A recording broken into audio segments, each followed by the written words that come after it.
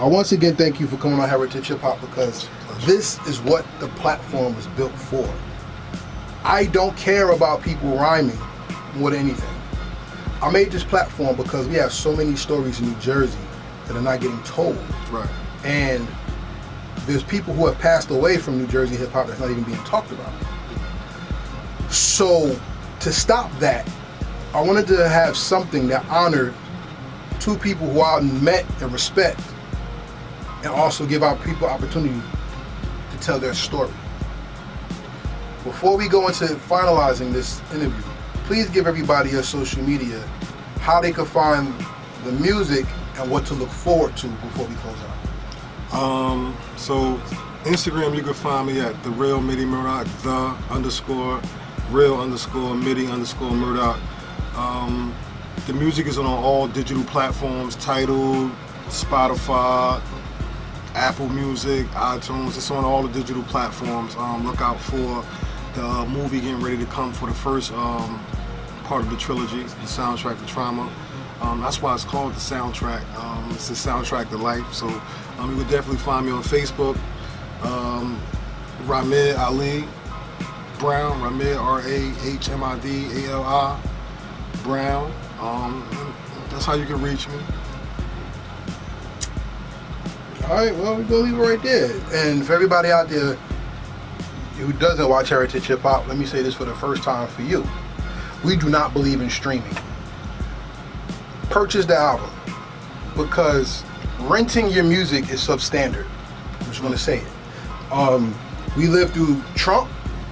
We're living through COVID. Texas froze and it had snow in Brazil. Imagine that.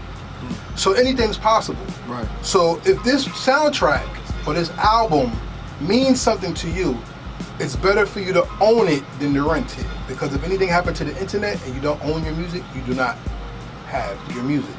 So if this music is saving your life, imagine what it could do for somebody else. Make sure you purchase the album, Soundtrack to Trauma. Please go out and get that. And share it with as many people as you think should listen to it. So with that being said, it's time for us to close out the interview with the rapid fire questions. These are not yes or no questions. These are questions designed to show the world your deepness, understanding of hip hop culture, and your respective spiritual prowess as a man. You ready to go? Absolutely. All right.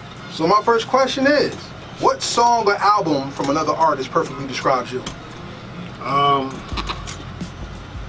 Nas, it ain't hard to tell. Wow, that's a great song. Okay, why? I mean, just the title alone, it just, that record was monumental for me. It kind of put me in a different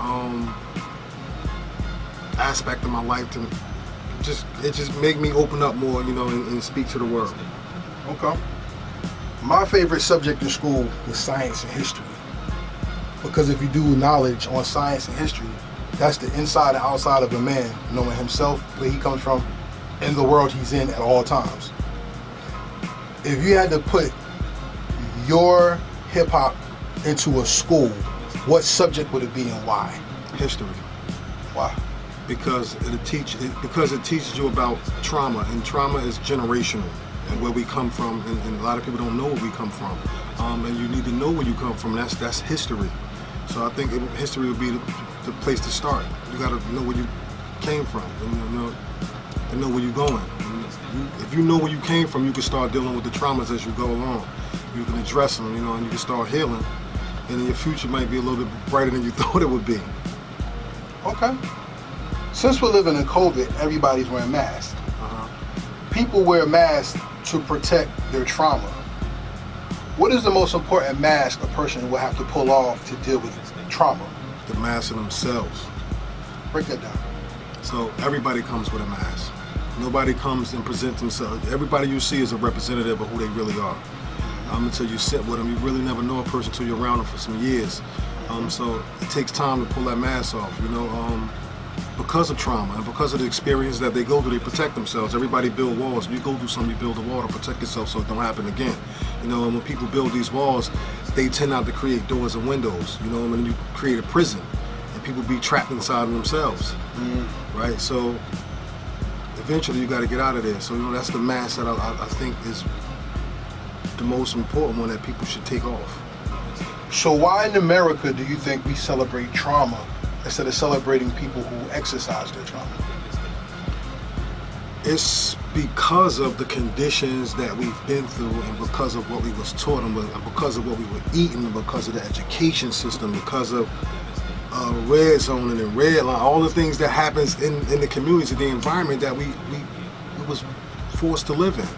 We was forced this. This wasn't something that we naturally came upon. This was forced upon us.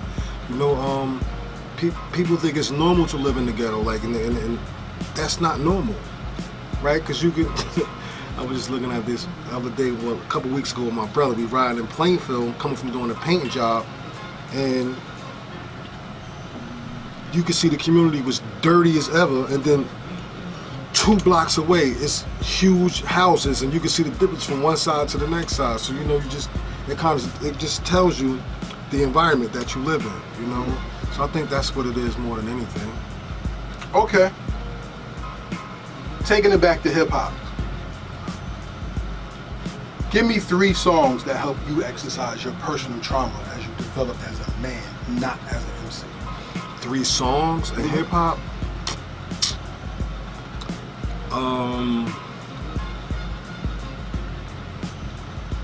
Jizza, Liquid, Duel of the Iron Mike. Okay. Ghostface, I forget the name of the title of that joint, but he'd be like, scientific, my hand kissing, revitalistic, optimistic, you're probably with my, see, these my guys though. So Supreme Clientele. Right, Supreme Clientele. Nutmeg. Bingo, we got action. And another one, no,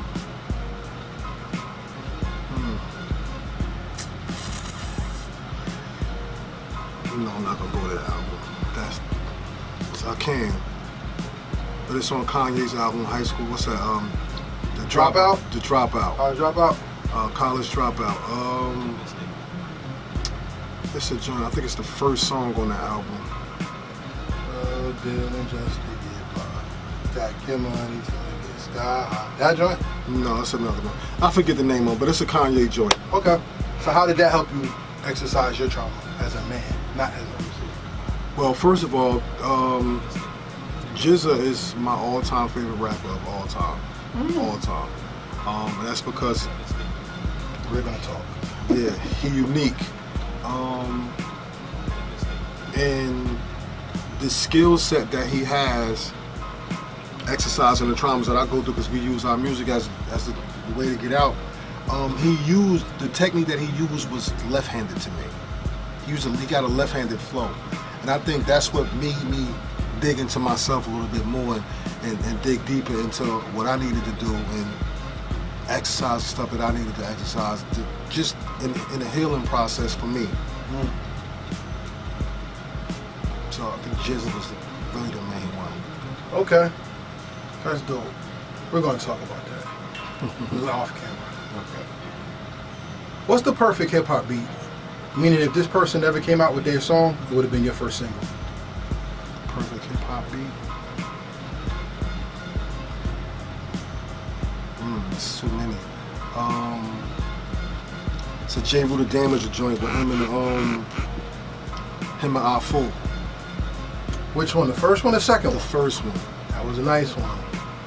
That was out there. I forgot the name of it, but yeah. that was a nice Right, one. right, I ain't gonna lie. Yeah. Yeah. We thought it was a freestyle. They flipped it. They flipped that. They flipped it. You know what I mean? Huge, glistening, we fantastic. Give me fantastic. Fuck it, you'll get your Ass kick, challenge my verbal gymnastic. Look at them, we know it. Hey, we hip hop over here. That's right.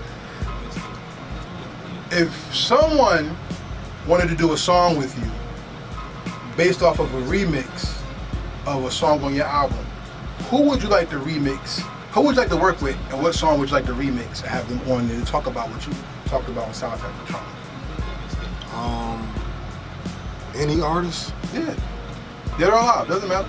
If you could remix something on here, who would you want them to have on that song to talk, help you share your message musically? Pop. What song? Die Alone. That would be very interesting given his subject matter. Right. Death is traumatic. So why does hip hop praise the coffin instead of give rise to life? Because they dead already. These people are dead. They talk about death. They live. Everything is about death. Mm-hmm. They don't speak life into people. Mm-hmm. So what else? What else could you expect from people who talk about death more than anything? The money ain't even nothing. The glorification of money ain't even that no more.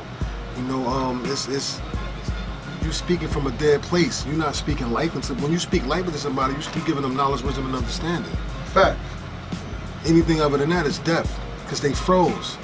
If it's if it ain't emotion, it's frozen. If it's frozen, it's dead. But death isn't frozen, and that's the thing. Death is just as alive as us, and fear lives in the pocket of death. So are people dead because they're afraid, or are people dead because they haven't experienced life yet?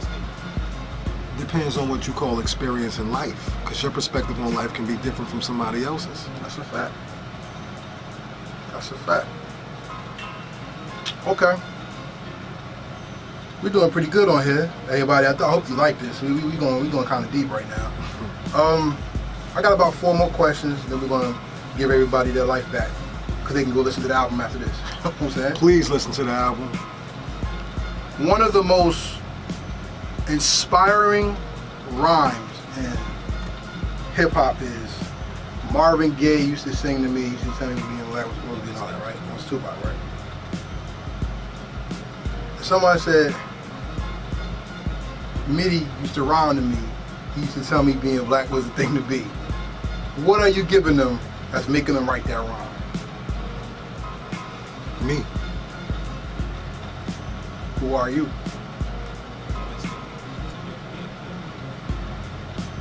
A gift from God.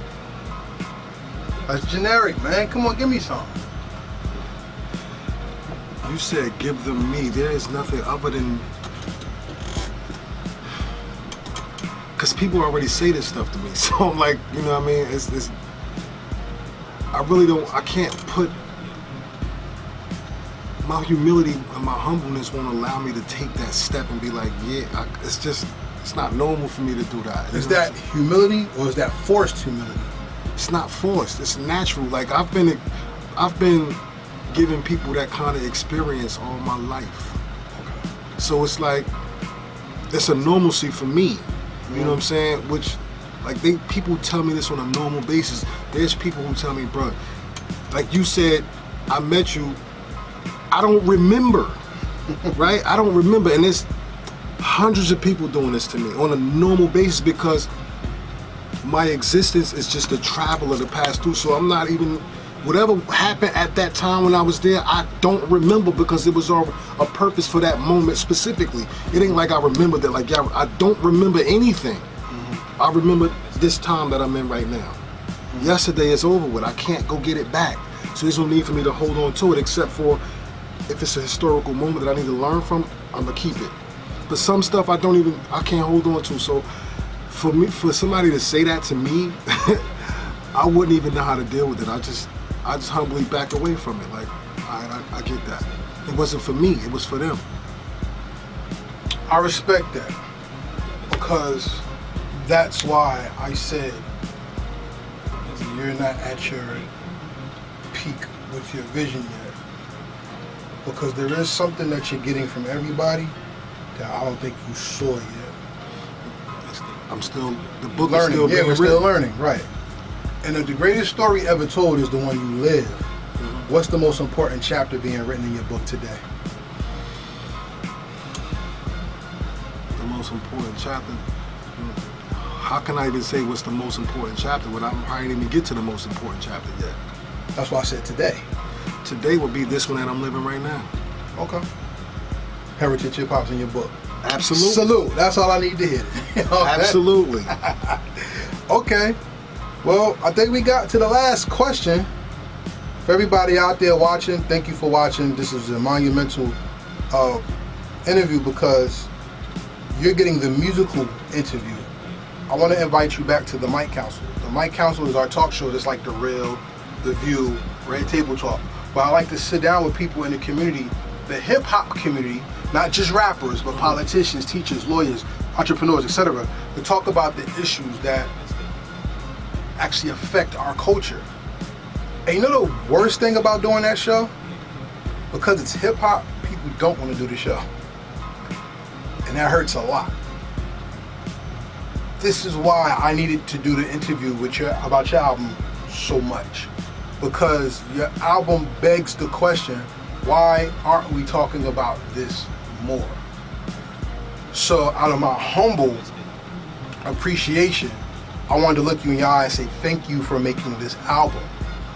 Because this album is just as important as a college class. You said it's only the first part. Well, remember, the appetizer always sets your mouth or your palate for the bigger meal. So it's very important. And as a person who's heard this album about 12, 13 times, I'm going to tell you, what you missed is what people are gaining every time they listen to it. So thank you for making this album, and I salute you in your creativity. I appreciate it, bro. I salute you for even having me on Heritage Hip Hop, and I salute you, and I'm saying this to you face to face, for creating Heritage for Hip Hop, right? Because we need it, right? And people don't even understand what their heritage is, and you're giving them that, right? So it's the love is reciprocated. Thank you very much. So the last question I want to ask you on this interview is the most important question of the first interview, because when you come back, you're gonna get different questions. Right. And I got 2 more albums to talk with you about eventually, Right. Some other gifts that we talked about before, and before this. So my most important question is this: in 2023, the Hip Hop Museum is getting built in the Bronx. So it may be there 500 years from now. Somebody's going to say, "Soundtrack to Trauma. Who's Middy Murdock? And what did he do?" And they're going to push your red button, and your hologram is going to pop out of the wall, and they're going to hear your story and hear about the music, not just this, but you as a contributor to the hip hop culture, not just musically. And my most important question of the first interview is this: what is the legacy that you leave behind that made the world better because you did hip hop? It's only one word: healing. It's a healing legacy. I just want to leave healing behind, because generations to come is going to need it. The people outside right now, my children's children, they're going to need it. The world we live in right now is dangerous. It's a dangerous world. We living through a pandemic, right? Worse than the Tuskegee, right? It's worse than that. That's a whole other conversation we could get into, right? So, but I think just the healing of our people, you know, and alone is a legacy to leave behind. You know, so I think that's just, for the most part, that would be my answer. For everybody out there listening, healing is a part of trauma itself. Because to heal, you have to recognize that something's wrong. And a lot of us have so much wrong with us that we don't know where to start. Sometimes the best starting point is listening to a song and then listening to the inner voice in you and dealing with those thoughts that come to your mind. Heal yourself with good music and heal yourself with good conversation, and may the Most High bless you in your healing process. With that being said, this is Carell with Middy Murdock, and salute to Stan Ipkiss, producer extraordinaire of Heaven on Therapy, as we say peace, and we out.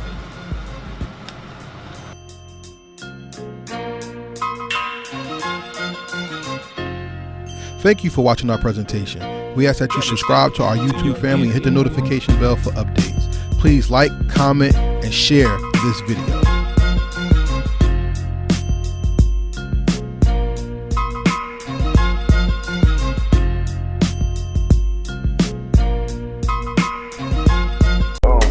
Real hip hop.